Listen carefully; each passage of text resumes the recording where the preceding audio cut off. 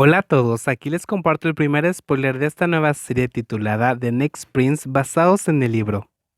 La espada es un símbolo de decisión, es decir, tener el poder de juzgar. La aplicación de la ley de sentencia es un arma a utilizar al decidir el destino de los demás.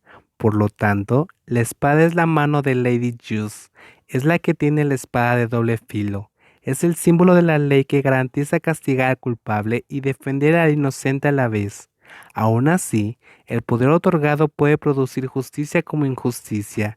Si el portador no sabe el peso de esta arma y el peso de esta arma y el peso de la evidencia y consideración directa, la espada debe estar siempre debajo de la pal. La voz suave de la actriz de doblaje del documental Sword of Juice continúa reproduciéndose en el iPad aun cuando la persona no estaba interesada ni viendo el programa. La pequeña y esbelta figura se encuentra en un dormitorio tamaño mediano, teniendo en sus manos su sable favorito.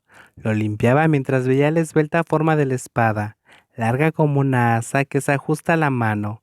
Luego le pone la vaina y la guarda con los nuevos juguetes que les llegaron ayer por la tarde. Canin apagó el documental, tomó su fiel mochila negra que contenía equipo de esgrima y se la carga al hombro. Hoy salió más temprano de lo común, porque hoy llegaban novatos a practicar. Entonces era más urgente que en un momento normal.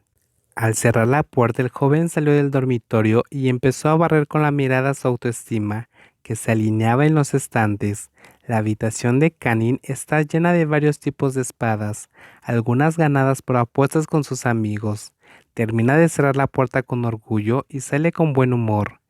Llega 5 minutos tarde de lo acordado, a la próxima avisa. Los pies de Canin se congelaron al instante de escuchar esa voz. Era la voz de la persona quien decía ser su propio padre, Tadanai. Sí, señor, soy consciente de eso. Canin se encogió de hombros, se dejó caer y se sentó en la mesa del comedor, sin prestarle atención a su padre que se encontraba de pie en la estufa. Sacó su teléfono para ver el mensaje que le envió su amigo cercano Pau, amigo del club de esgrima de Tex. Vino de visita esta mañana. No logró responderle porque el desayuno ya se encontraba al frente de él. Si estás en nuestra casa, usa nuestro idioma, dijo Tadanai, con una severa voz, todavía teniendo una expresión suave e indiferente como siempre. Nuestro idioma, el joven solo escuchó y se rió en secreto. El idioma que se suponía que era el idioma de Mali, porque su padre era de un pequeño país del sureste asiático llamado Mali. Tadanai era nativo de ahí, nació y se crió ahí. En cambio, Kani no nació y crió en Inglaterra. No entiendo cómo mi padre puede decir que es nuestra lengua, ya que dijo que se crió y nació aquí, entonces su idioma debería ser inglés, ¿no hay?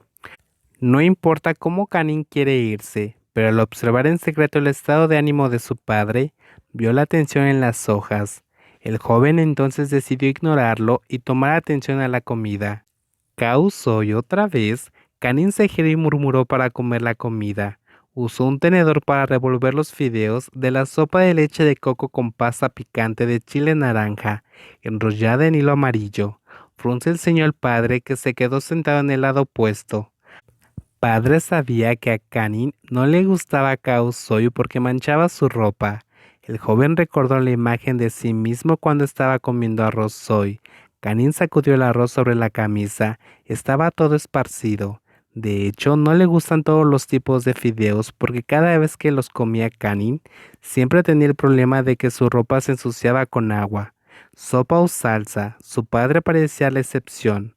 Papá, aparte de nunca evitar las cosas que no me gustan, también le gusta servir fideos todas las mañanas. Acostumbrarte para que al comer no te ensucies, respondió Tanai con una voz plana.